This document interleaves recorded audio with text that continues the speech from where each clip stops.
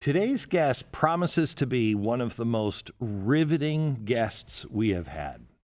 It was 6 years ago. The woman you're about to hear from dodged machine gun fire as she carried her 3 children, while pregnant with a 4th, across the Syrian border into Turkey.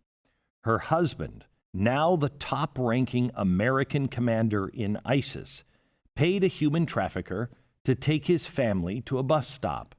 From there, they were on their own. This story is very complicated. This mother of 4 small children was radicalized at a very young age. She believed in jihad in the name of Allah, and it was her mission. Her husband was an American from Texas. He was her partner in terror, and they traveled the world hoping to recruit radicals while they raised their sons same time to be holy warriors.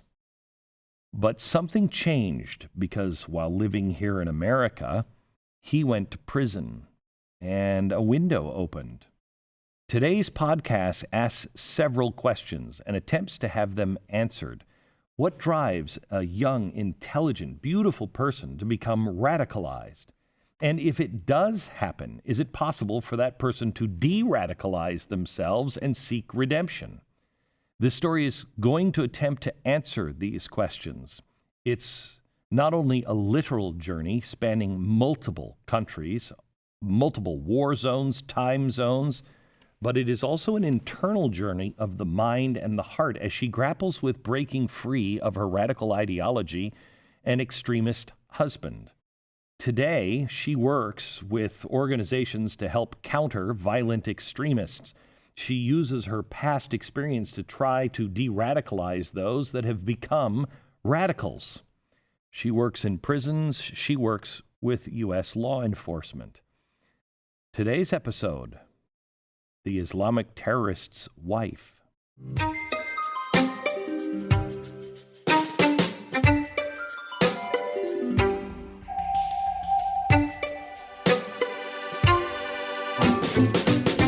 So I want to get into your story from really the beginning. But I have to address the elephant in the room first. There are these ISIS wives, if you will, that we have seen that are trying to get back into their own country and be normalized. And I haven't believed any of them. I believe you, but I haven't believed any of them. Why should anyone believe you? I mean, that's your journey is night and day. Why should they believe me? Yeah. I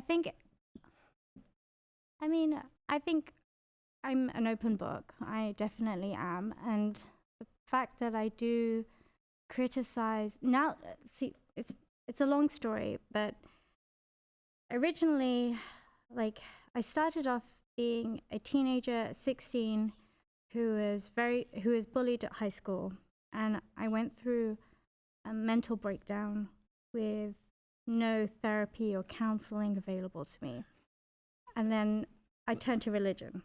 So Because if I want to go through your story, and maybe the way to believe you is just hear your whole story. Right. So let's instead of giving a real quick recap, let's start at the beginning. Tania, you were born in Great Britain? Yes. You were born and lived in a family. Tell me about your family, mom and dad. So I come from a Bangladeshi British family. My grandfather moved to the UK in 1945. Then he brought my mother over 10 years later. They weren't my parents, and then my dad came in the 70s, married my mom for a passport. That's pretty normal. It's pretty acceptable in a Muslim culture. And they weren't religious. But what happened to me as a teenager was I had, from the results of being bullied at high school, I ended up turning to religion to cope. And the only religion accessible to me at the time was Islam. Okay, so wait. Mom and dad, not religion. Kind of culturally religious, forced What us. does that mean, culturally Like religious? they would force us to read the Quran 2 hours every day in a language we don't understand. It's like Catholics reading Latin and not knowing a word that they're saying. Okay. And the way they could control us was teaching us. They didn't want us to be too westernized because that was forbidden in Islam. It would insult their culture. It would be like things like wearing makeup, wearing heels, wearing jeans. We would be slut shamed. But naturally, we wanted to be integrated, but our parents were the obstacle. Was your mom?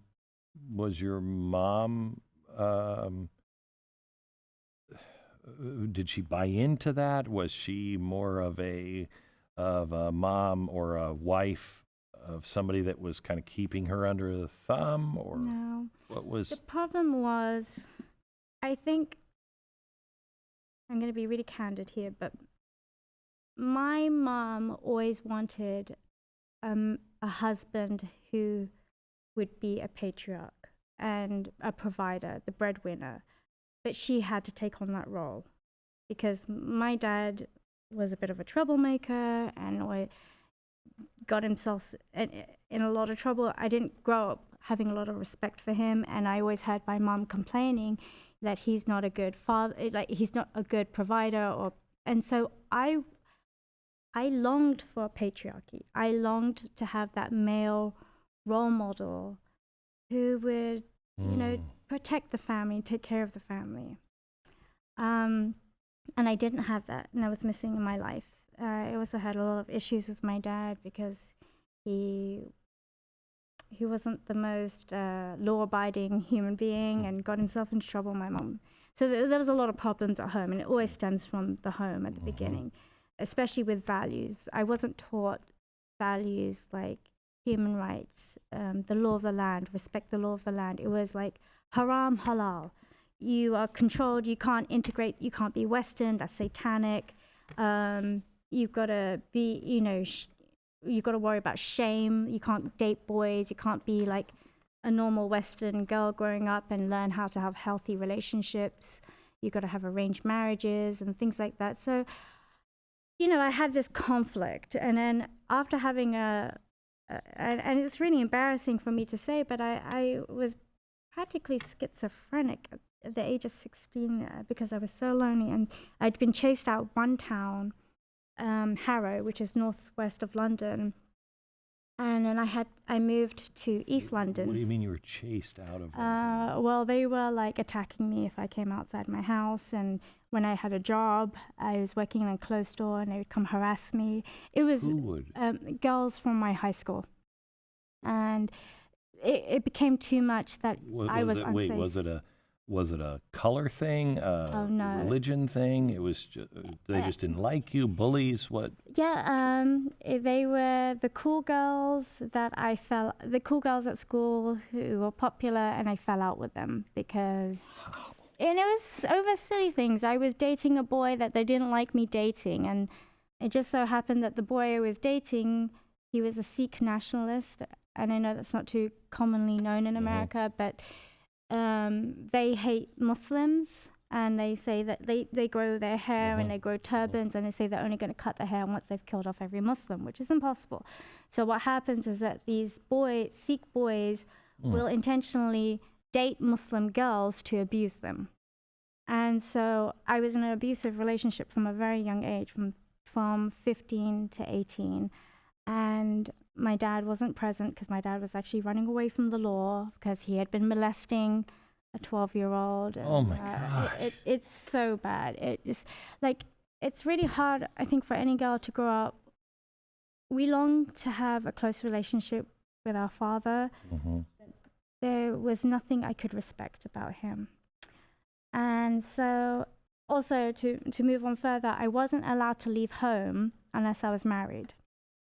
So it wasn't like go to college, do well, and then you can get married and live freely. It was like, well, once you get married to a guy, you're not our problem anymore. So I understood that was the dynamics, and I really needed to leave that toxic environment of my family. I was also, so once I left Harrow, which is northwest of London. I moved to Essex, East London, Barking. And Barking was a breeding ground for terrorism. If like a lot of the terrorists who went driving their vans into people on the London Bridge and stabbings, they came from Barking. So once I was in Barking, you know, I was searching for an identity, and I didn't know what to do. And these conservative Muslim girls that I was around now in this working class area. So there were two groups. There were the Muslims who were very conservative Muslims, traditionalists, and then the English people were more on the BNP side. What's BNP? The British National Party. Okay. And then they evolved into the EDL. Which is? Something, English Defence League. Okay. So they were white nationalists. Perfect. And it's a working class neighborhood, so everybody was like moving away from the center and becoming very tribal. Mm-hmm. And so I you know, I wasn't the brightest girl. I was a bit of a follower. I wanted to follow. I wanted religion. I wanted God to love me. So, you know, there was no movement where nuns were revolting and like bombing post boxes and things like that. I would have loved to have joined that, but instead it was there was the Muslims were like aggravated. They had all these grievances, and my cousin Nabila Chowdhury, I idolized her, and she was the first person in my family to go to Oxford University. She was a normal, beautiful girl. I just adored her. She went to Oxford and she became radicalized, and she came out even worse. It's unbelievable. You like just like how the universities in England were infiltrated by Islamic movements, the political Islam.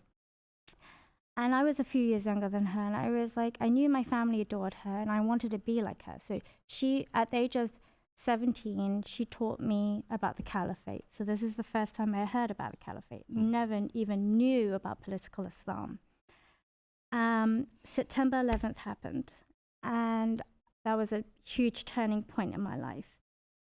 I was distraught. I didn't want to believe that Muslims did it. I also didn't believe Muslims were intelligent enough to do something like that. Wow. Right? You know, because like you just think of Muslims as like light years behind Judeo-Christian communities. They really are. You know, like we can go into that further about how they kill apostates and things. It's like those were rulings that were outdated 2,000 years ago by Judaism and still continue today. Right. But I didn't know any better, and I really was desperate to feel a belonging because I felt rejected by my family. I felt rejected by society. And I was a pretty girl, but I didn't know how to handle the catcalling that I got when I was a teenager. And most of the time I was blamed for it. I was blamed for because you live the way I look. Right. And you're living in a society that slut shames. Exactly. Got it. So the solution was you cover up because it's your fault. You shouldn't be tempting men. Oh my God. It wasn't men should just control themselves. Right. And so I felt like God didn't like me. I was childish, and I was desperate for God, to be protected by God. Because you had no one else in your life. No one else, no father figure to protect me. I had an abusive boyfriend, and only Islam actually made me separate from him.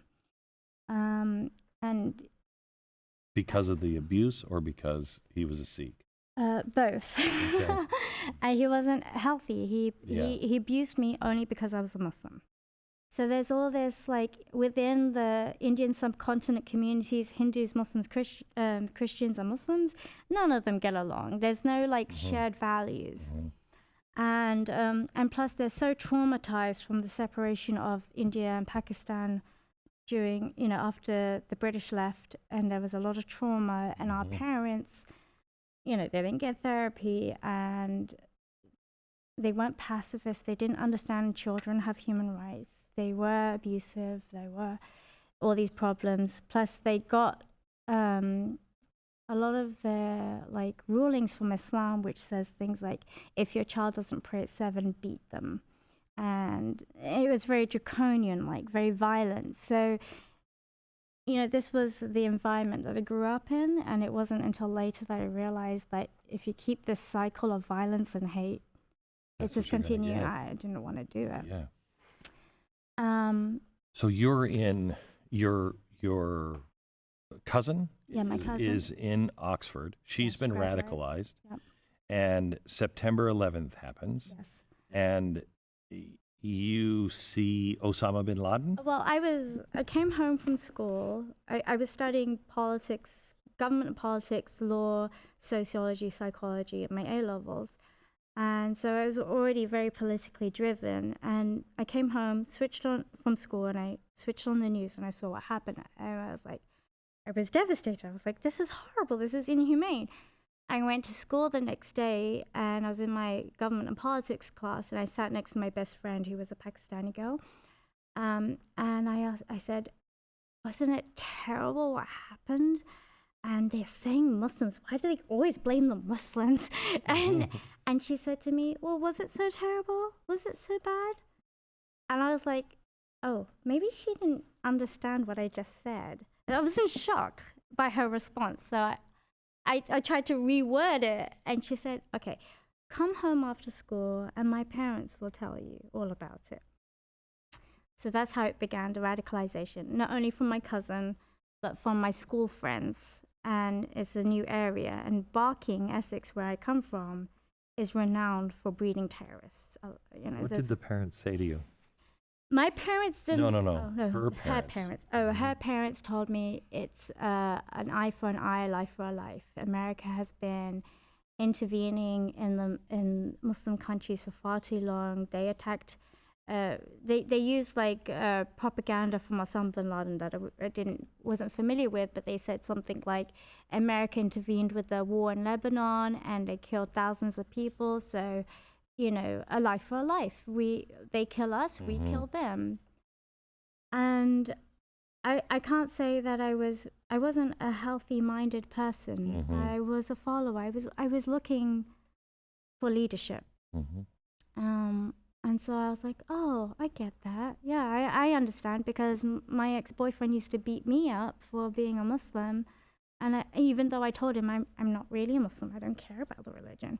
But it's like it ended up where I just ended. When people are confronted about their identity and they don't know what their identity is, they end up just going backwards. And so I was like, okay, no one accepts me as I'm not English. I'm British, but I'm not English. So, and my roots are not deep enough. What does that mean? In America, you're an American. Yes. Especially, you're born here. But even if you come here and you take the citizenship test, you're an American. Yeah. Not in England. And in America, everybody has ancestors that were immigrants. Even the natives were immigrants. They came from Asia. But it's not quite like that in England. There's a lot of xenophobia. And the Muslim community wasn't helping because they weren't integrating. So I see from both perspectives. Right. So I ended up just I had this reputation where I had a boyfriend and my family were not happy with it. And I was like, okay, I got to turn my life around. I've got to be a good person. I have to be the equivalent of a nun, but the Muslim version. So I was like, I'm going to be a good Muslim girl. I'm going to be obedient. I'm going to hear and obey. I'm going to find a Muslim husband and get away from this country that doesn't accept me. Okay, so it's not at this point that this is a big turning point in your life, right? This is the first real turning point to where you're seeing, okay, I can build a better life. And it's not about killing people or anything else. It's just about listening and obeying and putting these principles into play in your life for a better life. Yeah. And because I thought God would protect me from being unlucky. But yeah, I learned that I define my future. I determine my fate, not God. But I didn't know that at the time. So my friends were getting married very young, and I was kind of just following their footsteps. And so going back to my high school, I came from West London and I moved to East London. And it was a big culture shock. I spoke differently, I walked differently, I talked differently from them. They had a very strong Essex accent, I had a northern accent. I had boyfriends. I was like, and then I had peer pressure, like, you can't be this. It's not Islamic. Are you ashamed of your roots? So I felt the pressure, and being the weak-minded airhead that I was, and I'm very ashamed, I really was. We all made mistakes, and well, we were all stupid when we were young. Also, I was the fourth daughter, so I had three older sisters, and I was used to just being a follower. Because my parents weren't, they were busy working. My sisters practically look after me. And as girls, we weren't wanted.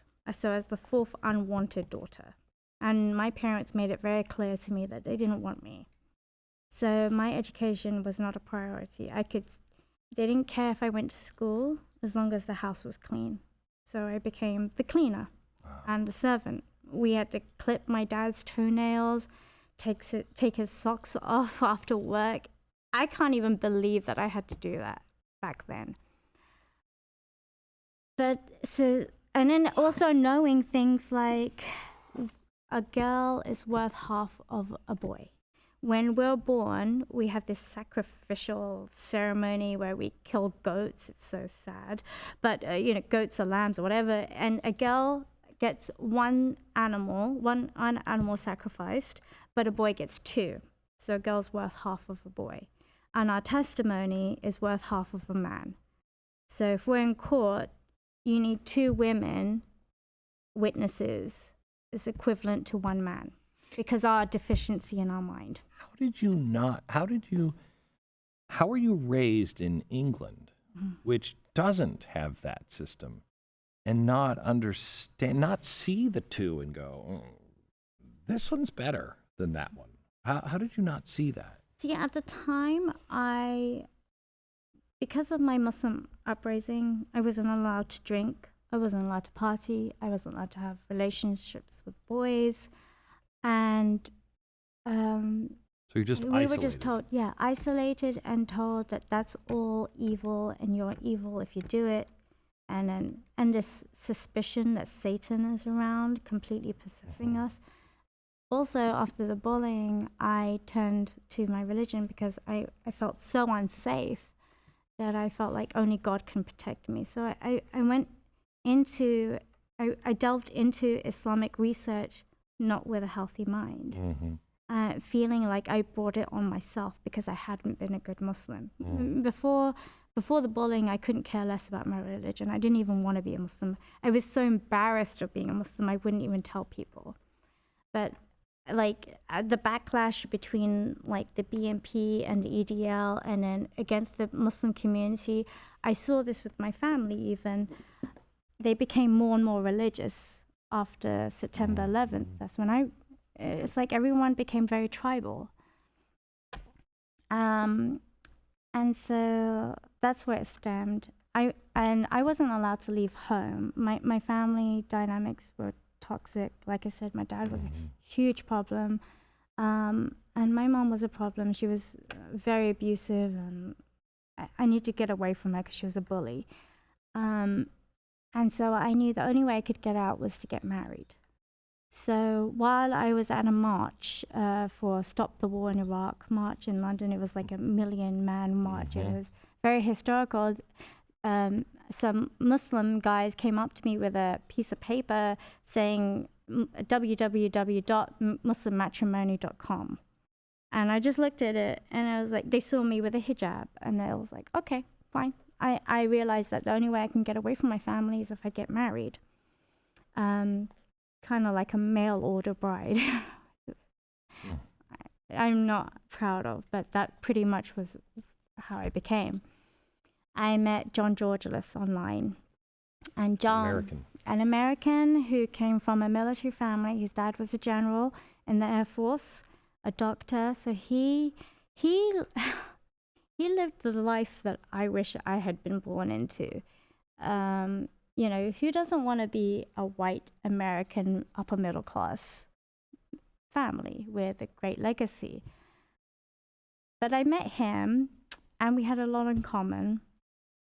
That we had problems with in our homes with our fathers, and felt rejected by society. But we were most welcomed by the Muslim community, because the Muslim community will embrace everyone, anyone. You can be the most retarded, anyone, like psychopath, murderous person. You're welcome as long as you come in and join the group, because they need everybody. And so it's almost like a gang culture. But it gave me some belonging, which I didn't have anywhere else. And so that was my initial stage with John. In England. Yeah. And so when you met him online, how did that transpire? What attracted you to him? What did he promise? Very superficial. And again, in Islam, you can marry people for 4 reasons. You can marry a man for his wealth, for his status, for his piety, or his looks. I went for status. And I went because his parents came from a good family. And like I said, I wished I had come from that kind of background. Like when I was a child, I used to wish, I wish I could be adopted by a white family, a middle class family, and get away from my parents. Wow. But it's sad to think like that, you know, because really I felt so rejected from the age of 5. I was running away from home. And John, I don't know exactly why. John's dad was absent in his life. His dad worked really hard as a doctor and in the military, so he didn't spend much time with his son.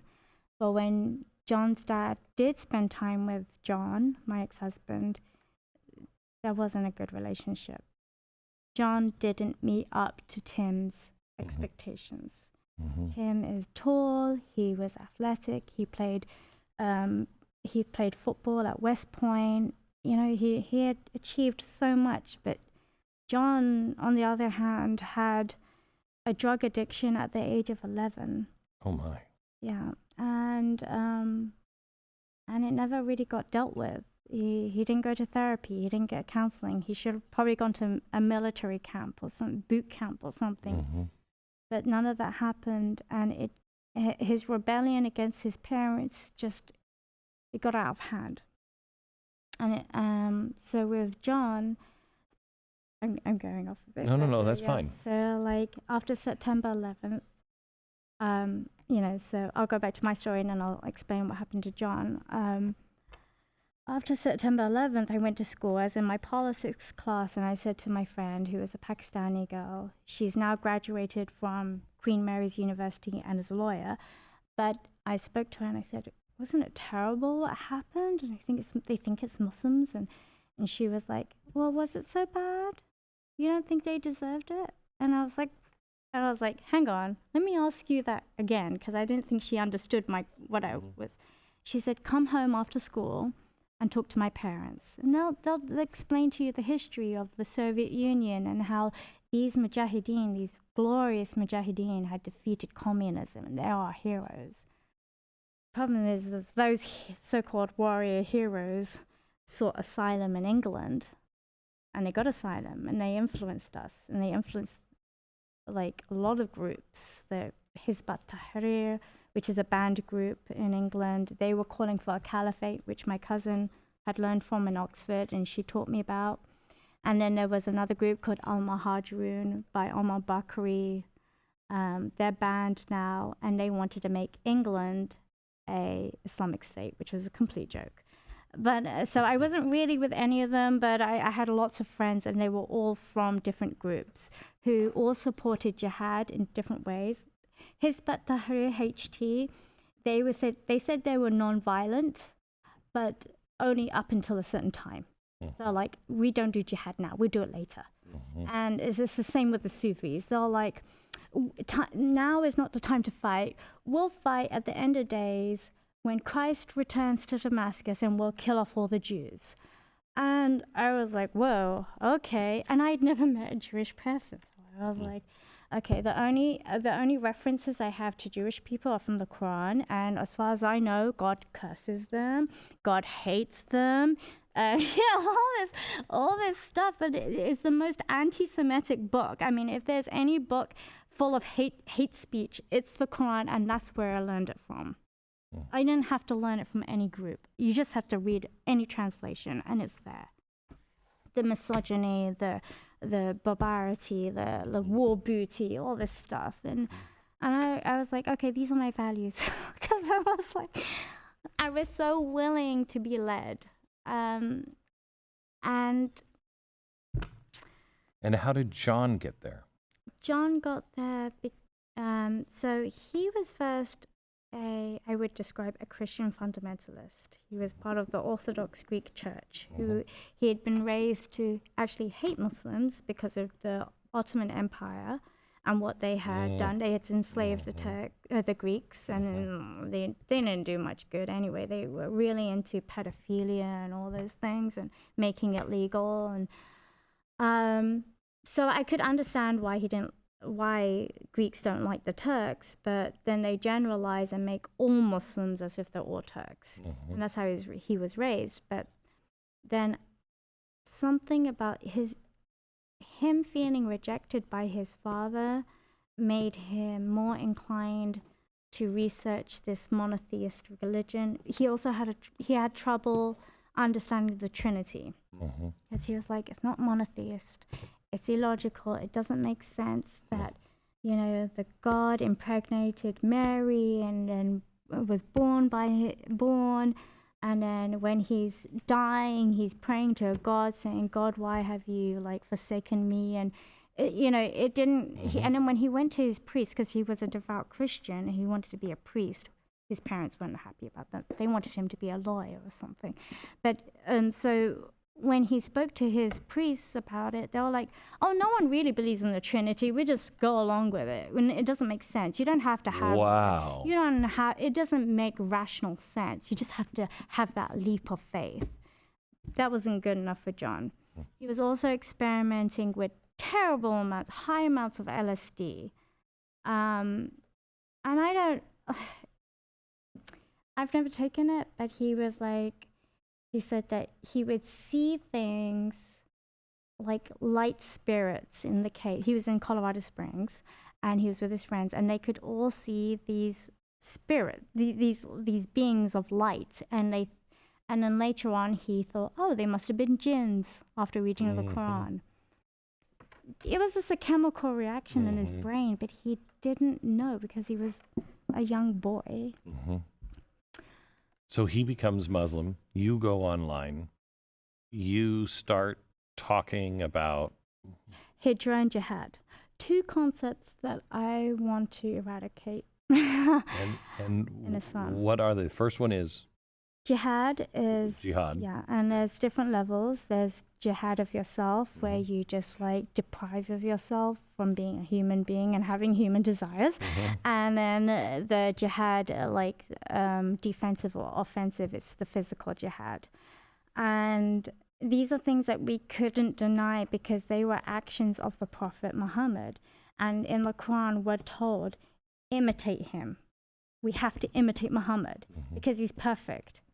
And we're told we're not allowed to question because we're told there's a verse in the Quran. I haven't read the Quran since 2009, so it's too traumatic for me. But it was you do not question God, God questions you. And then other things like imitate Muhammad and imitate Abraham.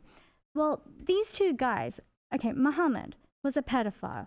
Muhammad was, from my understanding of my readings, after I read Hugh Kennedy's book called The Caliphate, and I could clearly see Muhammad had an inferiority complex to Jews and Christians because they had moved on from polytheism to monotheism. They were moving ahead.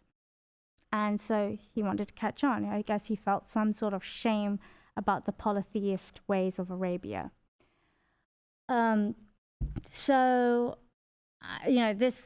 These connections didn't come until later. I'm jumping from... It's all right. Yeah. It's all right. But John never saw it. And then And so but like imitating Abraham. In Islam, the scriptures they've been changed from the Old Testament, and things like, you've got to imitate Abraham. He's the father. Abraham wanted to sacrifice his son, and he was willing to do it until God stopped him. That meant we Muslims will take that as meaning as that we have to sacrifice our children for God to prove ourselves. But then there's like no human rights. And children don't have human rights. But they don't believe in human rights because it's not from God. So you guys hit it off. We hit it off at the beginning. I didn't really like him. I think he was a little bit autistic. Because the thing, I didn't realize that I married him. He was a stranger. I married him 3 days after meeting him. I know, it sounds crazy. We wrote to each other. We emailed each other for 2 months. We were only 19 when we got married. And I understood that I never felt at home in England, not the way I do in America. And I never picked up on English values, probably because it's too tolerant to bad ideas and cultural abuse. But also just feeling like I'm not allowed because it's against my religion and I'll go to hell if I act like them. And so I met John and we got on great, and we were like, we were dreaming about a caliphate, we were dreaming about jihad, this is all in our imagination. And then I had children, and it was slightly different. And then it wasn't until I had my second child that so John went to prison for 3 years. He was charged for hacking into AIPAC's website, because he worked for a company called Rackspace, which web hosts a lot of pornography, and AIPAC, their website. So it made him really angry, because Islamism makes you angry about everything, right? And you know what I mean. And then so he was actually talking to an undercover CIA agent from Canada, and he didn't realize it. His friends warned him it's a trap, but he didn't listen to me. He didn't listen to his friends. So he ended up selling, for this website, Jihad Unspun, he started doing IT work, programming for them, and selling Osama bin Laden propaganda, which was the stupidest thing. I didn't really know about it. And another thing in Islam is that there's 2 times you can lie. You can lie, there's taqiyya, I think it's called. It's when you lie, when you don't want to say you're a Muslim to save your life, and you can lie to your wife. So my husband took advantage of that, and he lied to me a lot because he didn't want me nagging him. And so he didn't tell me everything, but he went to prison for almost 3 years at Seagoville in Texas. It was a detention center. It was low security. During that time, I was able to breathe a little bit. I was allowed. First time alone. First time alone. So he wasn't in charge. I didn't have a family or brothers or nothing. Mom or dad. It's me and my child, my first son, and I started unveiling slowly. Like, I would wear the headscarf, but I put on a colorful one. I took off my veil because he made me wear it. Hated wearing the veil. You cannot breathe under the veil. It's like wearing a sack over your head. And I tell every man who says that it's righteous and everything, I'm like, put a bag over your head, and you'll know what it feels like. But then they say, oh, our mothers don't say it feels like that. Their mothers are lying.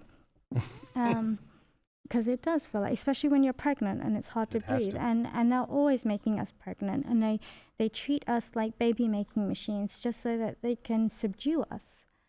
Because I had this problem that I always wanted to accept my independence and say, like, I want a job and I don't want to just be at home, and I want to do what other 20-year-olds do, because I was in my 20s at the time. But he thought that was too feminist. And too American. So while he was in prison, I got to have some freedom, and he came back, and the night is crazy, because I always say I was married to John for 10 years. The best years of my marriage was while he was in prison and while he was on probation for 3 years, because I had a foot over him on his neck for the first time. This is before it was the other way around. And so if he stepped out of line, he knew I would report him to his probation officer, who I got along with really well. It really helped having a relationship with the FBI for that duration, because they could also see the control John had over me, and they could see me trying to fight it.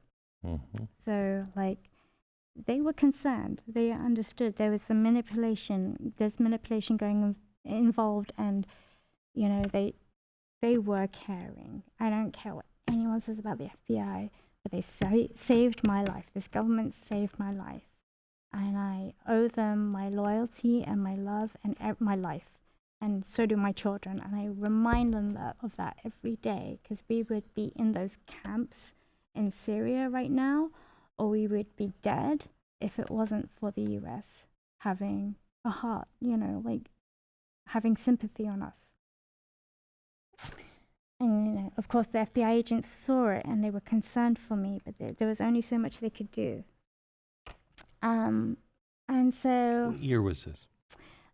So it started, so they arrested him in 2006, and then he was off probation 2011. And the plan was, so in 2011, October 2011, he said, we have to leave. We're leaving. We planned to go to Libya first, because I actually liked Gaddafi. He was good for his people, even though he was a socialist, but, you know, like, he was better than all the other dictators of the region. There's a difference. Americans have a hard time hearing things like that, but we don't live in the Middle East, and the Middle East is a warrior kind of area. They need look for the strong. Yeah, they look for the strong man. They need autocracy, because I don't think like like in America, they look every 4 years in their terms. It's very hard to look in the future far ahead. Like, let's say China, where they look, you know, like, how is everything going to still function in 40 years? And that's how the dictators in the Middle East think, very much so. So yeah, they're not used to democracy, and they're not ready for democracy. And they are, like, I lived in Egypt when I moved to Egypt in 2011. John wanted us to move there. I didn't want to move.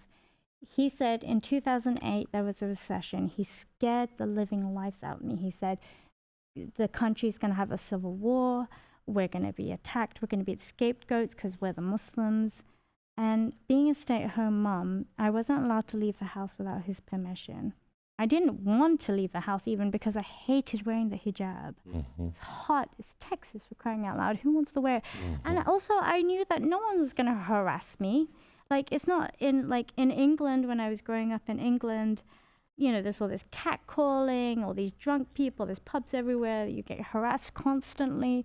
So, and I used to see women in America jogging and freely, and no one's harassing them. I was like, I don't have to be afraid of men here. They're going to respect me. They're not going to care. And so that was an issue. I was like, John, I don't have to do this. You know, I don't have to be so uncomfortable and feel stigmatized and polarized when I go outside, because more people look at me when I'm covered than if I was uncovered. But he didn't care. He thought I was becoming too Americanized. He didn't like it. He didn't like me questioning him. He wanted me to be more submissive.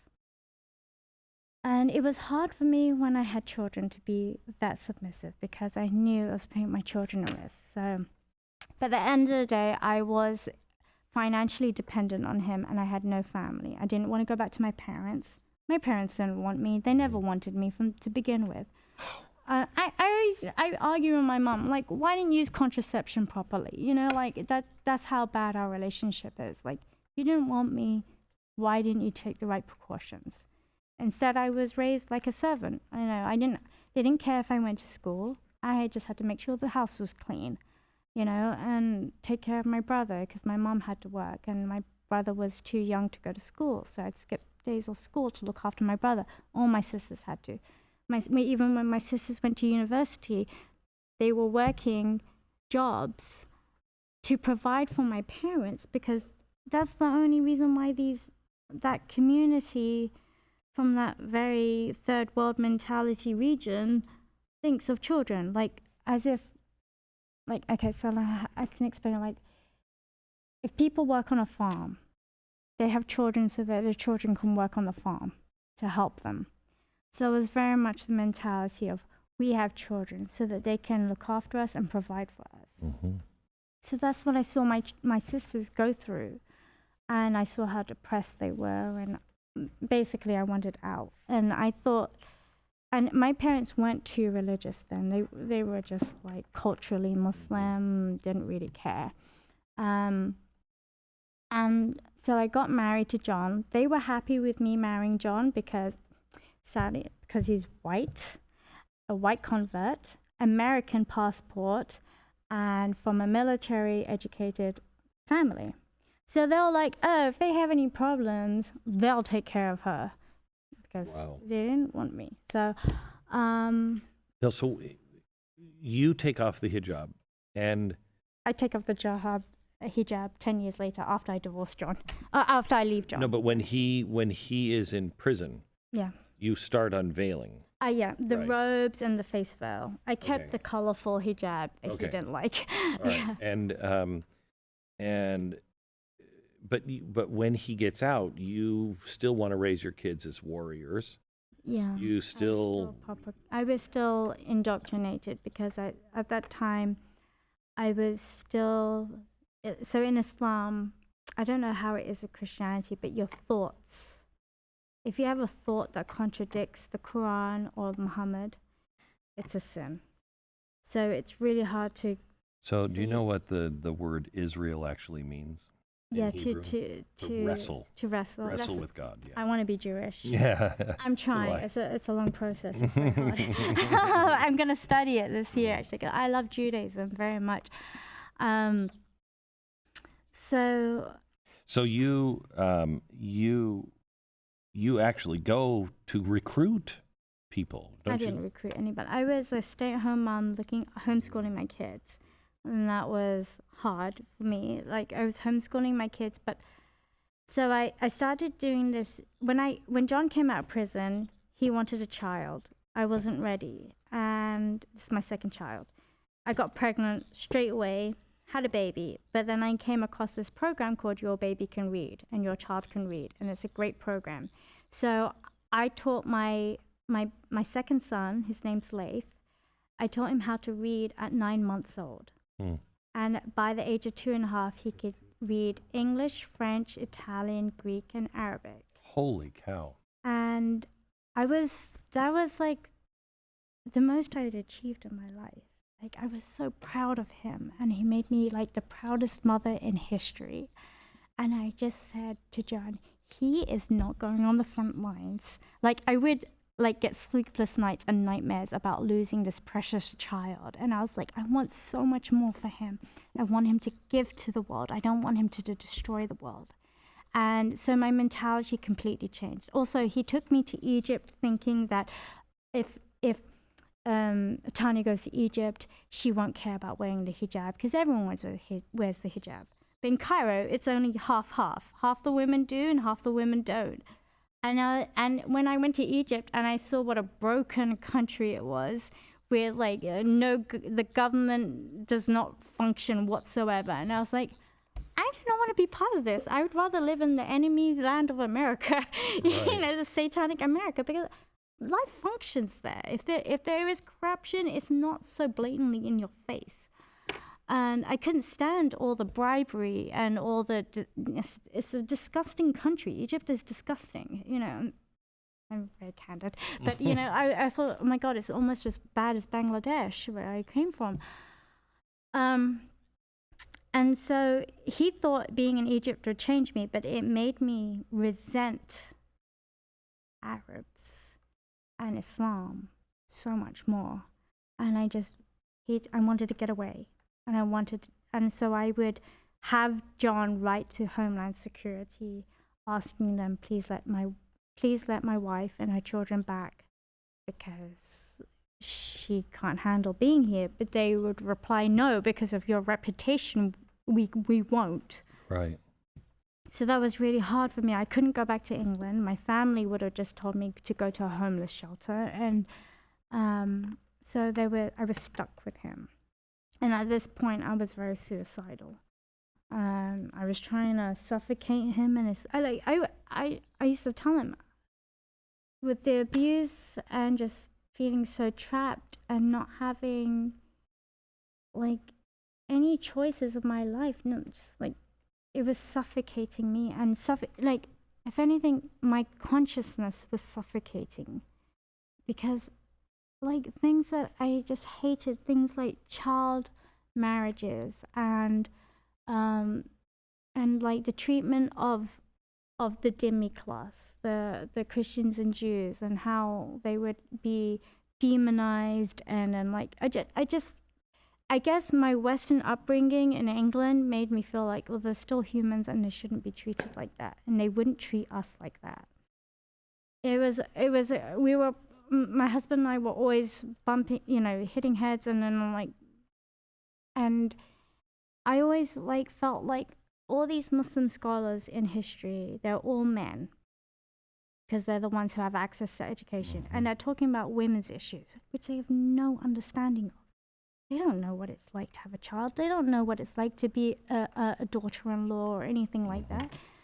And that used to frustrate me. So I would encourage John to talk about women's rights online when he was in his speaking forums. He had a following online. It was called We Hear and We Obey.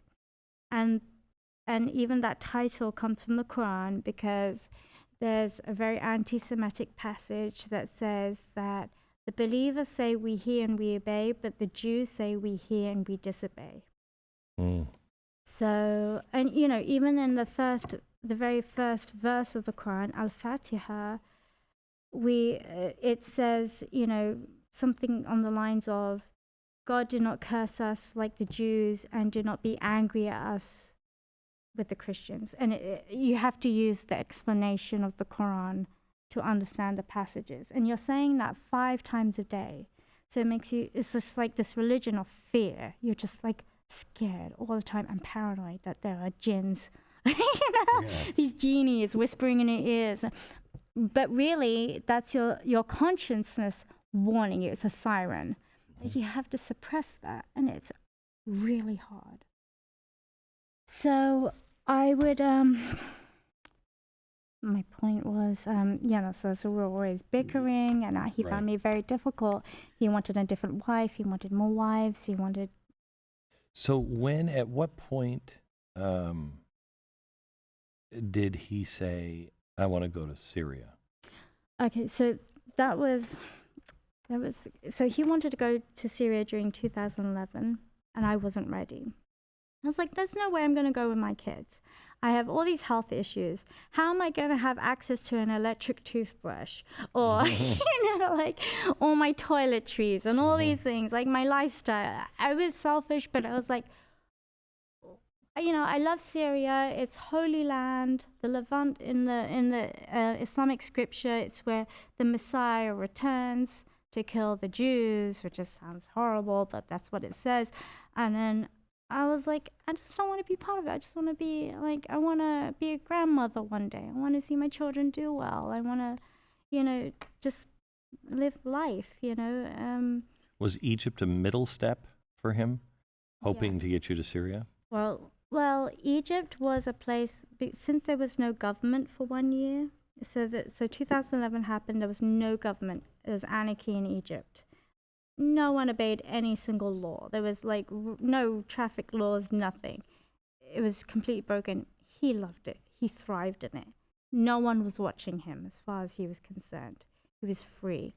So that's where he could ramp up his rhetoric of jihad, and also mistreat me and know that I have no probation officer or anyone to turn to. I did ask his parents for help, and I used to complain. They never believed me. They didn't want to believe that their son was a monster, because honestly, they didn't raise him to be that way. There's a little bit of misogyny, it's like old school relationship, traditional between the father and the mother, but it wasn't, they just didn't want to believe me. I was the outsider at the end of the day.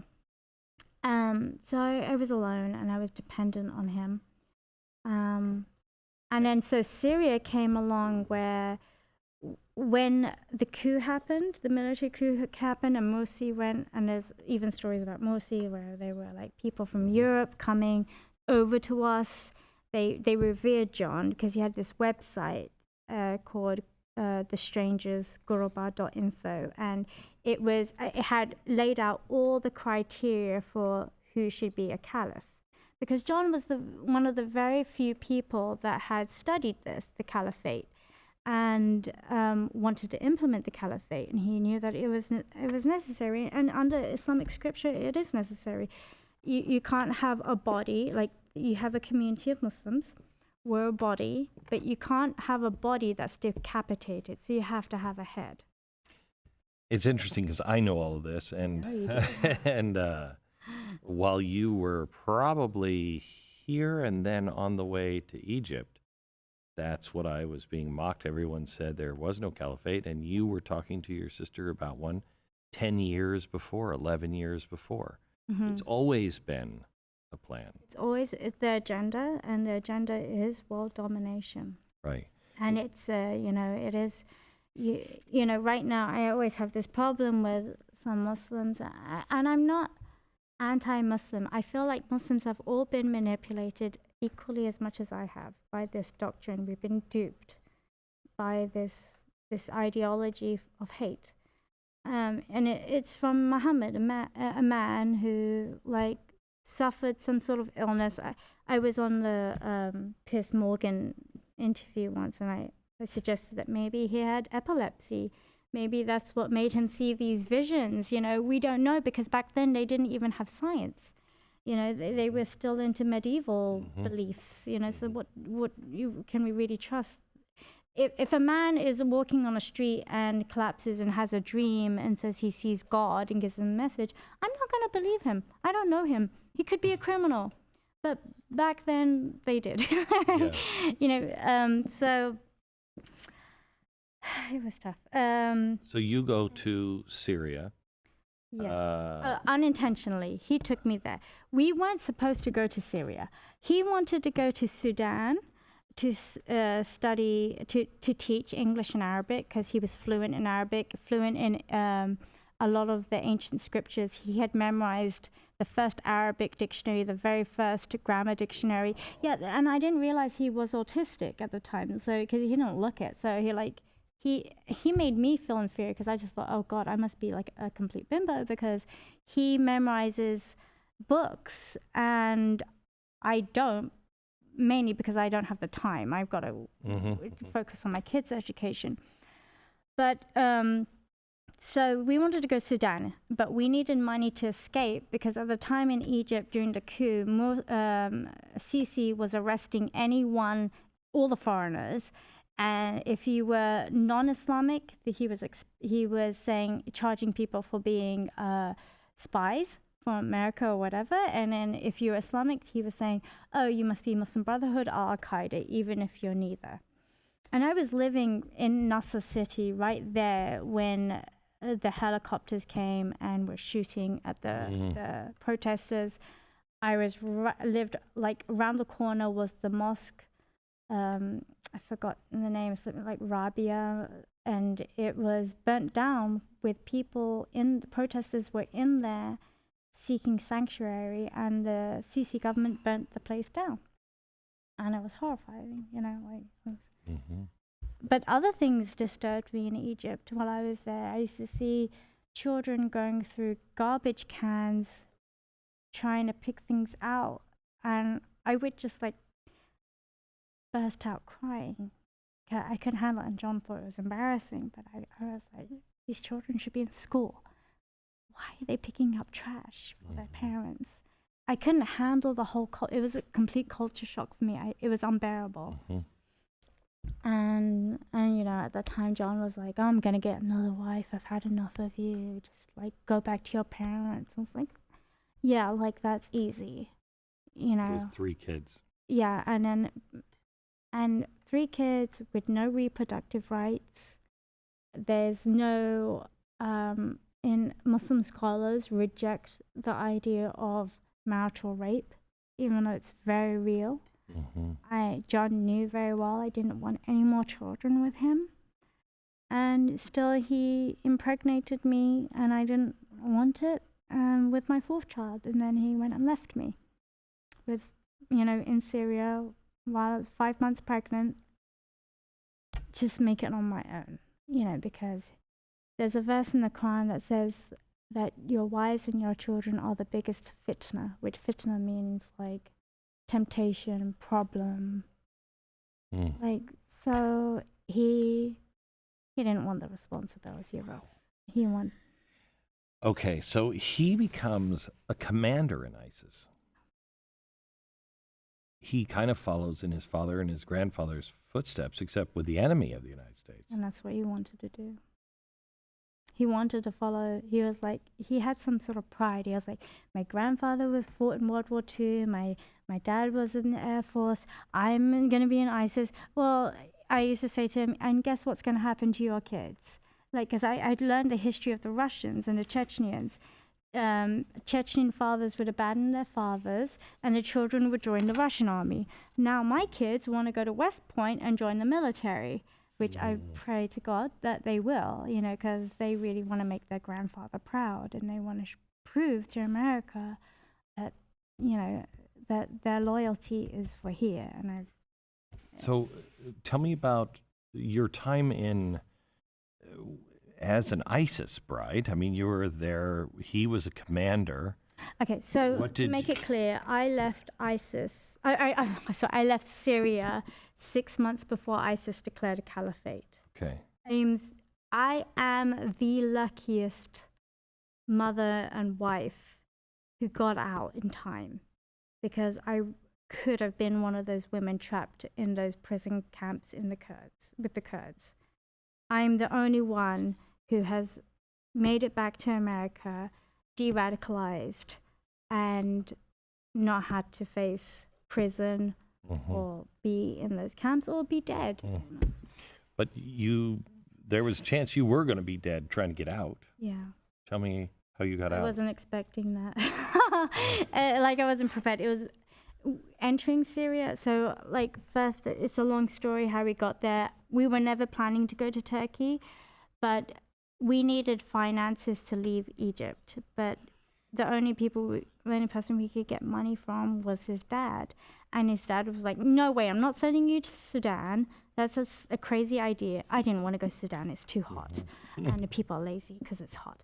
And then John was like, Philippines. And I was like, the Philippines is fine. But I looked at pictures and I was like, I don't want to live on stilts with snakes underneath. And I was like, I want a real home. And so I wanted to go to Greece. But then John's parents were like, no, you can't go to Greece with a hijab. They're going to think you're a refugee or a gypsy and they're not going to treat you right. I was like, well, I'm happy to take my hijab off. But John wouldn't allow it. Seriously, I did not want to wear the hijab for so many years, and I was locked in my house because of that. And so Turkey was the compromise. So we were in Turkey, Istanbul. I was so happy. I was like, oh, it's clean. It's not filthy like Egypt, and it's more like Europe. And I was so happy. But he was like, it's too expensive, and I'm not going to learn Turkish. We got to go to the eastern side where they speak Arabic. And I was like, okay, fair enough. How bad can it be? I've never been there. I went there. I was horrified. It was full of Syrian refugees, and I was really panicking and hormonal from being pregnant, and I was freaking out every moment. And he was like, we were waiting for money to be transferred, and the money didn't come, and then we ended up getting on a bus because we were sleeping on the streets because we couldn't get a hotel room. All the hotels, the Syrians were given priority over hotel rooms. So the only place we could stay that night in Gaziantep was a Syrian hostel, and I refused to stay there because I was like, my kids and I are allergic to bed bugs, really badly, and it was filthy. And I said I'd rather sleep on the streets with my kids, pregnant, and we were there at 2 o'clock in the morning on the streets. And a bus came to the Syrian hostel for the refugees and let them off to go stay there. John went and spoke to them. I didn't speak because I wasn't allowed to have interaction with men. And so, yeah, so like 10 years of having no interaction with the opposite sex, which is difficult, right? And so he went to talk to them. He said, get on the bus, because he knew we were exhausted. And I was like, oh, I can sit down and sleep. I didn't know where the bus was going. And it ended up driving to the checkpoint of the Turkish-Syrian border. And there we got out, and I was like having a meltdown. And John was like, don't make, women aren't allowed to, we're not even allowed to speak loudly in public. We have to keep quiet. It's like, it's only 2 weeks, I reassure you, it's only because we don't have the money. And then he said, as soon as we get the money, we'll go back to Turkey, because that was the plan, to stay in Turkey and help the rebels from Turkey, because there's a lot of that happening. There was no mention of the caliphate at the time, because at the time I didn't think I'd see a caliphate in my lifetime, but I thought maybe my children would. And then, so we ended up going into Syria. The Turkish border guards didn't care. They didn't question me. They didn't question my friend who's an Irish citizen, because we're women. They didn't want to talk to us. John lied. So at this checkpoint, there are Tunisian foreign fighters. And, you can see them. They got the big beards. They got the Kalashnikovs. They got it. And they just said to John, just say your passport's on the other side. And he did. And he passed. They didn't care. They let us through. As soon as we got there, then the militia, the Islamic militia, questioned John. They said, who do you know? He gave them some references. They called up the references. The people said, take care of this guy. Take care of his family. So they put us into an abandoned general's home. It was like a mansion, but the windows had been shattered. There were gun bullets. There was holes. The water tank at the top had been broken. We had no electricity. It was really hard. So I was there for, they kept moving us. But it was a military base, so it's where the militia would come and have meetings. So we could only stay there for a week. And then I was only in Syria for 3 weeks. And John didn't have a cell phone at this time that worked in the Syrian location. He had a cell phone that worked in Turkey, but it didn't work in Syria. So we kept moving. And then as soon as John got a cell phone, I called his mother. And I said, John did exactly what he said he wouldn't do, because he promised me and he promised his mother he would not take us to Syria. He said we were going to stay in Antioch in Turkey. But he ended up taking us to Gaziantep and from there to Syria. And I called her up and I said, please call the FBI. Tell them that I'm so desperate to get out of here, because if we don't, we're not going to just have one terrorist, American terrorist, but he's going to make my children into terrorists. And I didn't want to see that. That was the biggest problem between me and John, is that I really wanted my children to have a fulfilling life. I wanted them to live and be educated. And all he cared about was an Islamic primitive medieval education.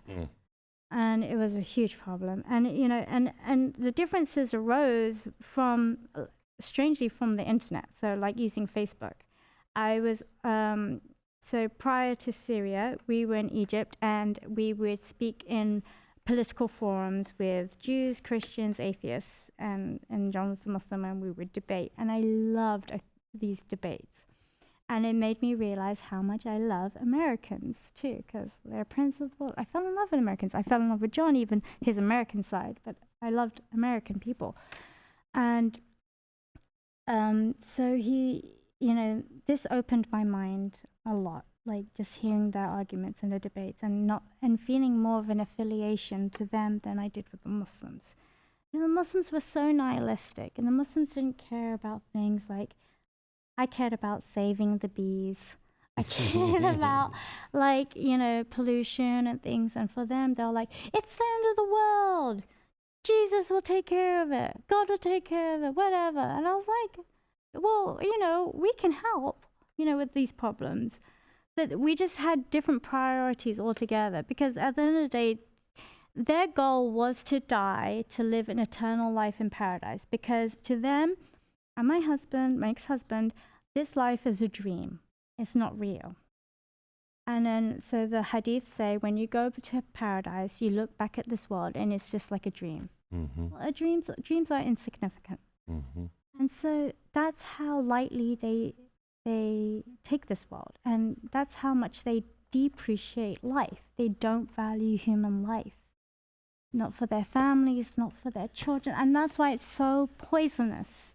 So when did you, when you came across the border to leave Syria, how did you get back across? So that was really rough. I was five and a half months pregnant. So I'd waited 3 weeks until the fighting had stopped so that the borders would be open for me to cross. And the Syrians were like, Malish, I would say, like, well, that's the Egyptian. They're like, this is no problem, it's easy. I thought, I was under the impression it would be as easy to leave as it was to get in, because the Turkish border guards didn't care. But it wasn't. The Syrian guards were on these posts shooting at us. We were running. I was so scared. My kids were frightened. We had to run through barbed wire. We had to get onto a human trafficking truck. John paid the human trafficker. He crossed the border with us to Turkey. He could have come with us, but he wouldn't. He said, I'm not going to. I begged him on my hands and knees while pregnant, crying, please take me to the airport, because I'd never been alone in my life. I said, please take me to the airport. And he said, no, because you've reported me to the FBI and they're going to arrest me. So it's your fault. So he wouldn't take me. So he left me with this human trafficker that left me. He drove up, took John's money, drove up, left me in the middle of nowhere in Turkey. I didn't know. I didn't speak Turkish.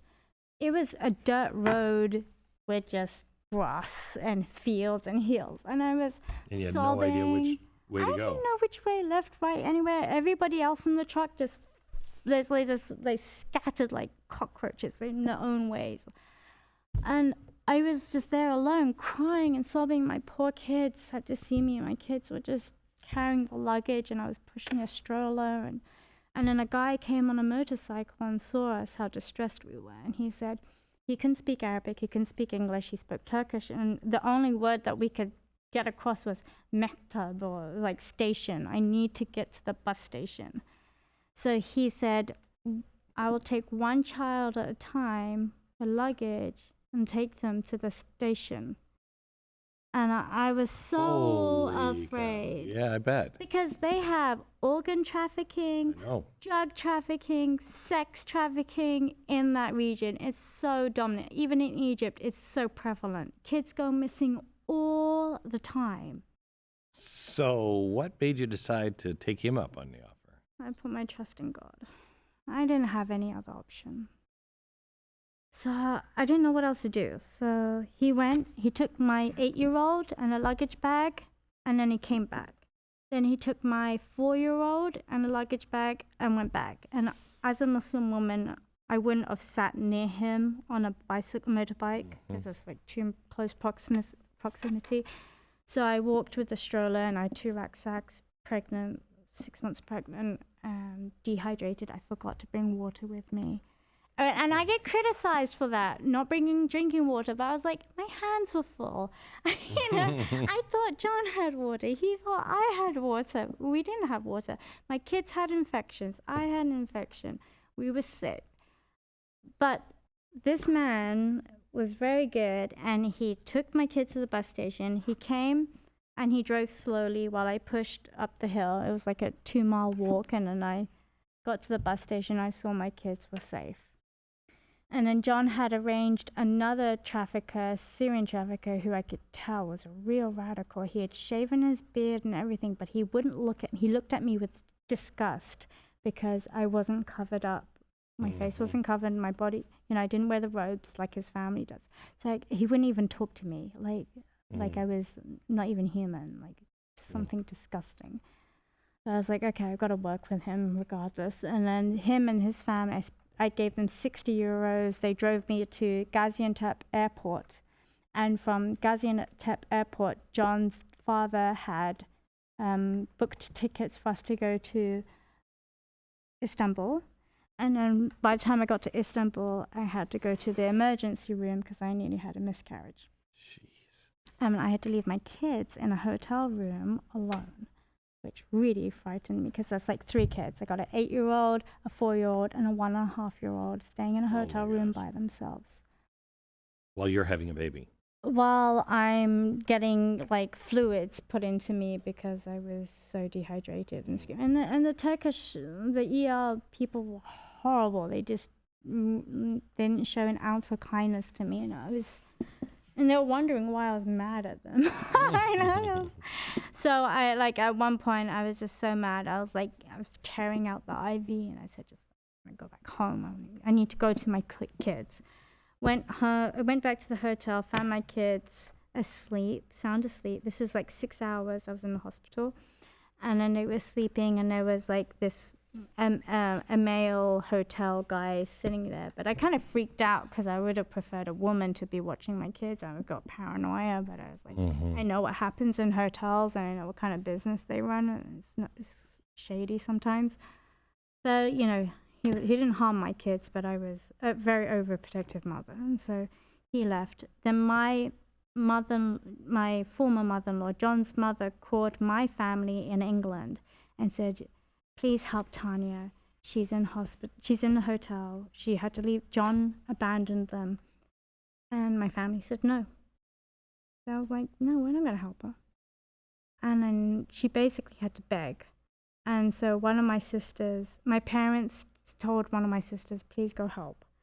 So she came, picked us up from Turkey, because they're familiar with Turkey. They're Muslims. They go all over the Muslim world. They're fine with it. They won't come to America, though, because they're anti-American.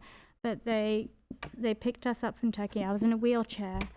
And the American government said, we can't save you from Syria, but if you cross the border and come to the UK, you have to come back to the US within 2 weeks, because we have to record everything you saw in those 2 weeks.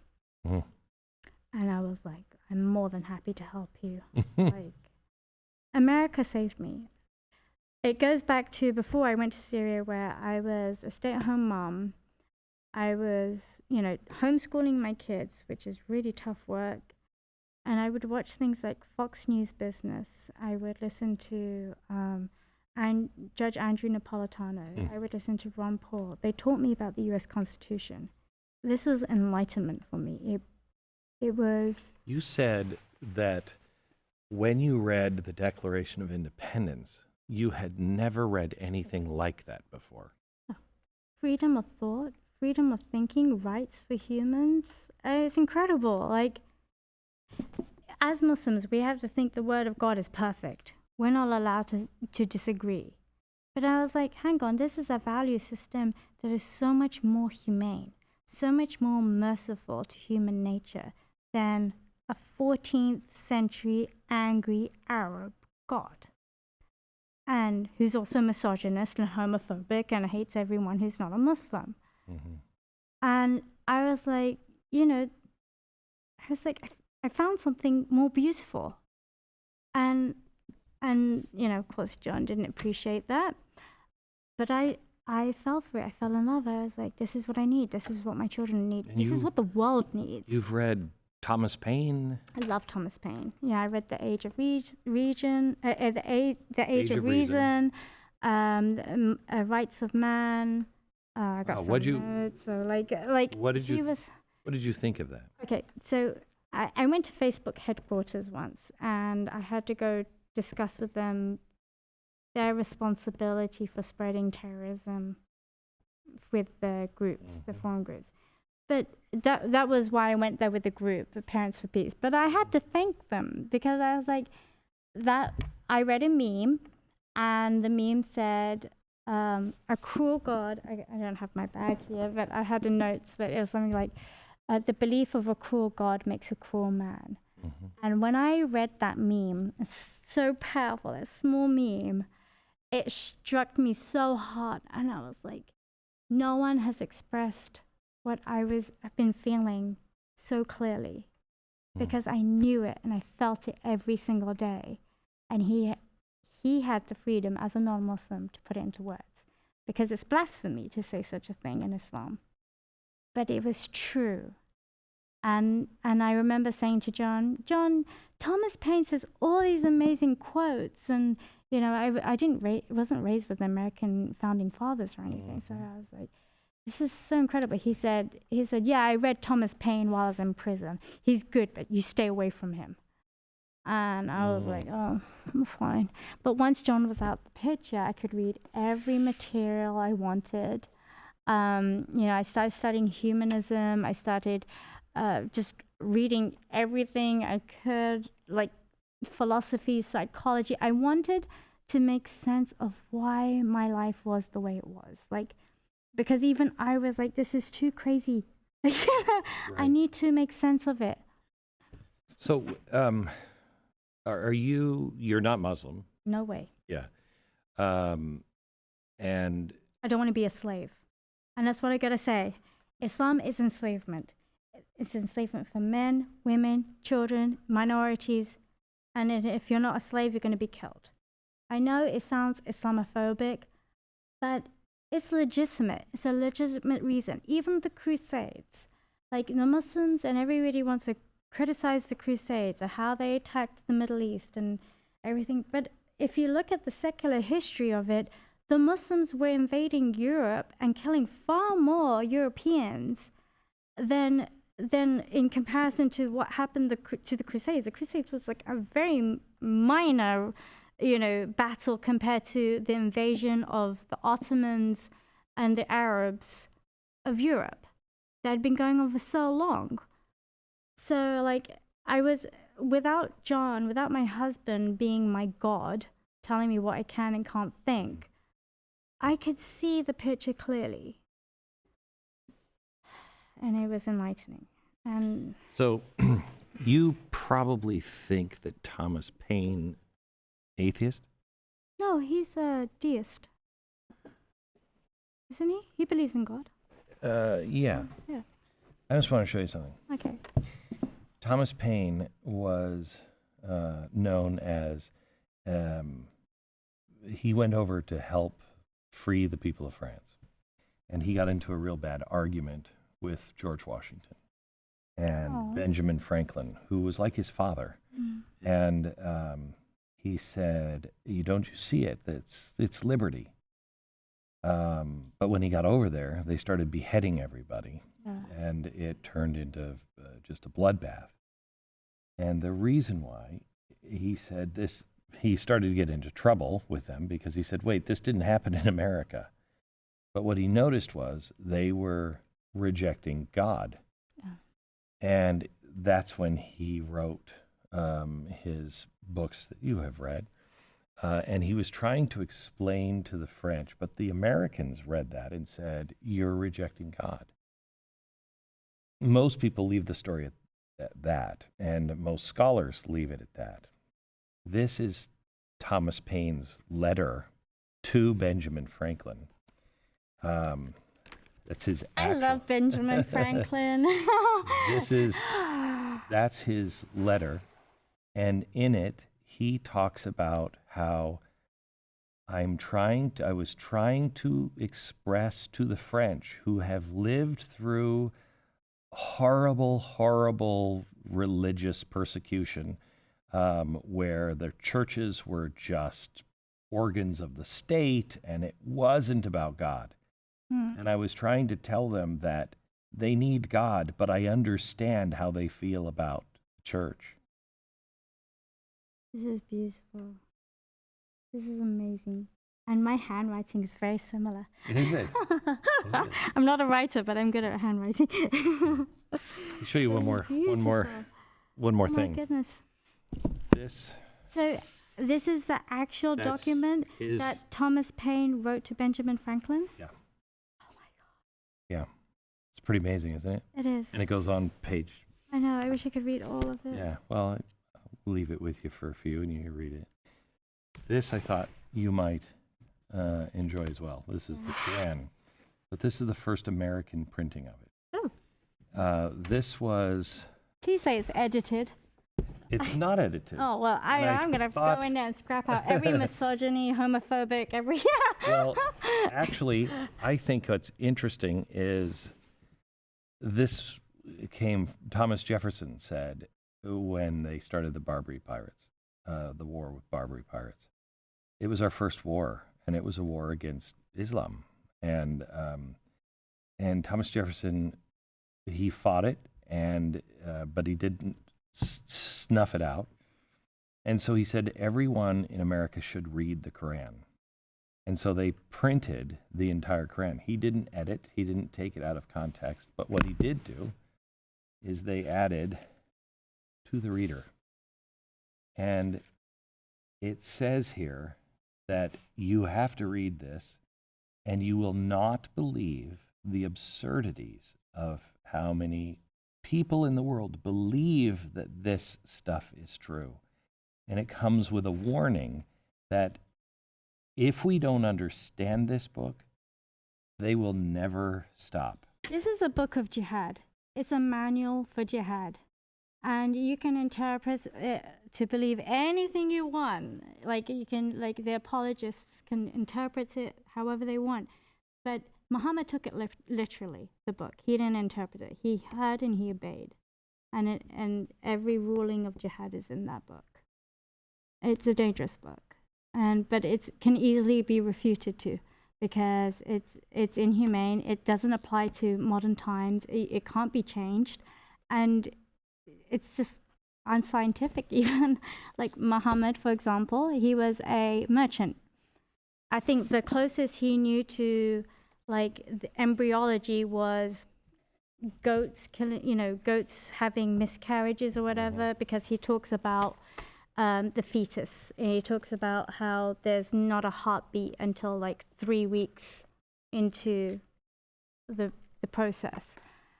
And so in Islam, you can have an abortion before 21 days. And I know in the Bible it says life starts at contraception, but science says it's with the zygote and then it becomes a baby. But I like that. Those are the things that fascinate people. Also, another unscientific thing that Muhammad said is that he said that sperm comes from the ribs of man. Then what is the scrotum for? He was a merchant who was illiterate. He didn't know science. So tell me, how come you're not dead? I don't think anyone cares about killing me. Thank goodness, they got bigger fish to fry. But I mean, I've sat with Ayaan Hirsi Ali. I don't know if you know her. I admire her. Incredibly brave and so intelligent. Yeah. And she had a security person right off the side of the camera. How come? I mean, you have said several things that... I said the Quran is a terrible book. Yeah, you've said several things that would mark you. Yeah. Is your ex-husband, John, is he dead? He's probably dead. He died in 2017 in the Battle of Mayadin. It was the Russians and the Syrian government attacking an entire city. They blew it up. And of course, there's no evidence. They can't. So no one can investigate and find the DNA because the war's going on. Until the war's over, then they can go to these areas and find the proof. Are you close to his family? I love his mother. His mother was a better mother to me than my own mother. And I know that's because she's got a very good Christian heart. My children are Christian, Orthodox Christian. I love his mother. We're very close. His dad is a very staunch military type of man, very proud. He has every reason to be proud. He did everything by the book. He was very successful, quarterback in West Point. He's a doctor. I mean, but we don't. We're from two different worlds. It's almost like I would never have anything to do with them if it wasn't for John and my children. So we don't get along too well, but he loves my children, and that's, I mean, I couldn't ask for more, My children are privileged. Must drive you nuts hearing people talk about America, because Yeah, I hate like a lot of things that I hear, like the inequality. I'm like, you have no idea what you're talking about. Yeah, like, and the racism. People talk about America being racist. I'm like, this isn't true. America's not racist. I've lived in Europe, and they are very hostile. Like, I had to live with racism most of my life there, and then when I came to America, I was like, people are so nice. And, you know, a little bit we of... have our problems, but Yeah, I mean, everybody does. The history is bad everywhere in the world. There's always genocide. There's always this competition of survival of the fittest and who has the stronger weapons. And I get it. Even with Israel, I understand now, you know, a much better picture. Now that I know Jewish people, I understand. I'm studying the history of Israel. What Israel has done, you know, the Jewish people have done for that land, and they had nowhere else to go. And it wasn't even developed by the Palestinians. The Palestinians weren't even a thing until like the Philistines or the Palestinians in the Bible. They're not the same people that live today. The Palestinians are, you know, they probably have hereditary Jewish lines in their family, but a lot of them are Egyptians, you know, and they never made Israel a democratic country the way that it is. It was empty land. It was just desert with nomads. And these nomads are the most primitive human beings you can imagine. They don't have any concept of science or recycling or human rights. They don't know. All they know is their poetry, songs, and drinking tea. And I sound crass. I'm sorry. That's all right. But it's from my experience. I've seen it all, and I know Israel helps the Palestinians, and the Palestinians they don't shed light on it. They just completely, it's all like they're the victim. And that's the problem with Muslims. They always play the victim. Well, how about thinking about, for 1400 years, how many people were victimized by jihad? Millions of people's lives were ruined. You know, you got genocides from every part, you know, from anyone who wasn't Muslim. You surrender or you die or you pay the jizya and you're humiliated. What are you going to do now? Well, for the last 4 years, I've been really trying hard to work with NGOs to get into prison systems to do a de-radicalization program. I want a mandatory education for these people. I want them to learn exactly what I learned. What did I study? I studied American history. I studied human rights. I studied things like YouTube channels, like Crash Course History and Science. So educational, and it's free. I did Coursera courses. Are you familiar with Coursera?